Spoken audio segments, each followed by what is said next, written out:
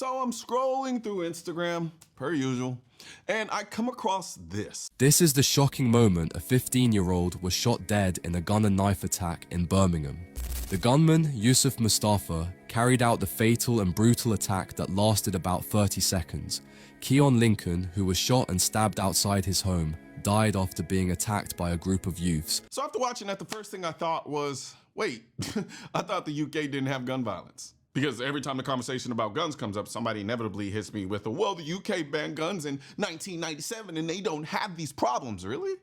Because that clip didn't look like no gun violence. That looked like a kid getting shot and stabbed to death on camera in broad daylight. But it gets better, or worse, depending on how you look at it, because then I go into the comments. So one of the commenters asked, the question is, where does a 14-year-old get a gun from? What the fuck? That's a great question. And the answer is the same way criminals everywhere get guns, illegally. Gun bans stop the good guys, not the bad ones. How many times we gotta say this? And then another comment in response to this says, there's a ton of guns in the UK. They just don't report them. And this is where the rabbit hole opened up, because I started digging. And what I found completely nukes the fantasy that the UK is some gun-free utopia. So let's start with something simple. The BBC, the UK's own state-funded news organization, reported the following, and I'm quoting this verbatim from their article titled, Keon Lincoln, Teenagers Jailed for Boy Shooting. A 14-year-old boy has been jailed for at least 16 years for murdering schoolboy Keon Lincoln, who was shot and stabbed outside his home. He was repeatedly stabbed by a group. He was shot in the stomach as he lay on the ground. Shot, stabbed, killed.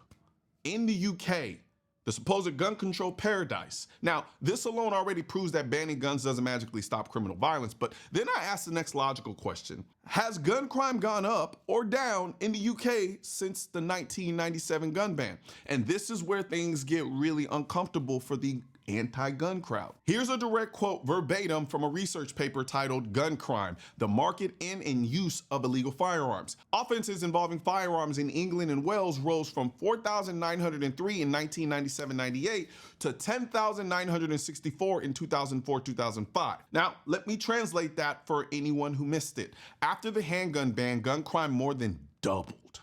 This isn't my opinion. This isn't gun lobby propaganda. This is UK government data analyzed by UK researchers. And it gets worse. Here's another verbatim quote, this time from The Guardian, a UK newspaper that loves gun control. Gun crime has doubled in the past 4 years and risen by about 40% in the 2 years since handguns were banned. So, if the UK is the model we're supposed to follow, why did gun crime explode after they banned guns?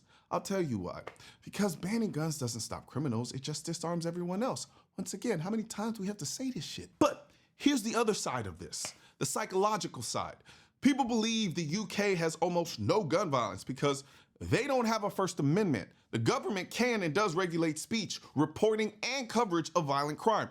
The UK media culture downplays firearm crime to maintain the narrative that their gun ban worked. A huge portion of shootings aren't fatal anymore because of one simple thing nobody talks about: medical advancements.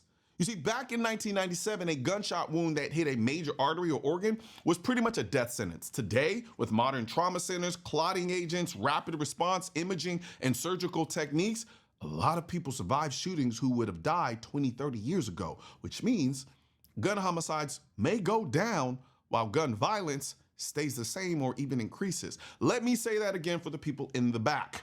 Fewer people dying doesn't mean fewer people getting shot. It just means doctors got better at saving them. So when you combine underreported violence, no First Amendment, medical advancements, rising gun crime after a gun ban, kids literally getting shot and stabbed on camera, it paints a very different picture than the fairy tale anti-gunners keep selling about the UK. Because the truth is, the UK didn't eliminate gun crime. They eliminated honest reporting, legal gun ownership, and the public's perception of reality.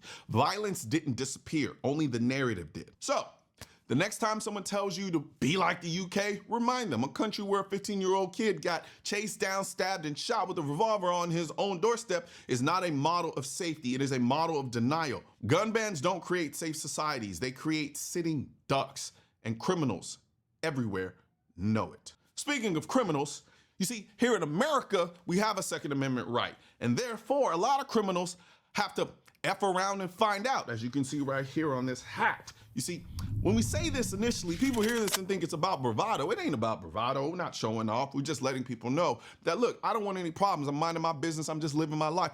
But if you test me, if you push me, if you challenge my safety or the safety of people that I love, you're going to go around and find out why I carry a gun every day. And you're going to find out the hard way. And that's not just me. That's a lot of people out there, good people, people who just want to be left alone.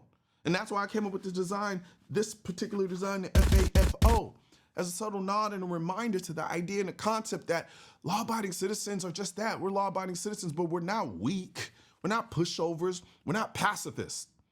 We are people who will religiously defend the people we love and our safety and the sanctity of our homes. That's what the FAFO stands for. We have them in hats, we have them in shirts, we have them in hoodies, we have them, you got them in everything at shop.mrcoleonnoir.com. I'm gonna put a link in the description section of this video so you can go and check that out. And, grab some other stuff there while you're at it. Oh, I forgot to mention too, my absolute favorite. We are fierce defenders of our safety, but also we've got to be fierce defenders of our ears and our hearing when we go out to the range to practice and shoot and have a good time. That's where these come in. My absolute favorite wireless in-ear Bluetooth hearing protection, the AKT-1s. I absolutely love these. These are my favorite in-ear hearing protection. I've been using them for years now.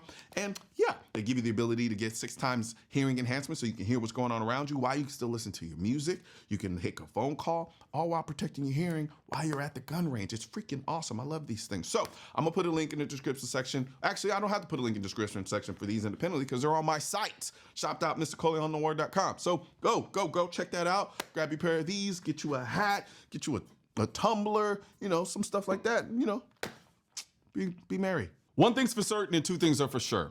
Politicians and tech giants don't want gun content to be recommended to you. And we're all fighting this culture war together. Now you can help do your part by liking, commenting, subscribing to the channel, but most importantly, sharing this video with at least one person. Together we can stop the suppression of our 2A rights. And don't forget to click the link in the description section of this video for the products that I mentioned in this video.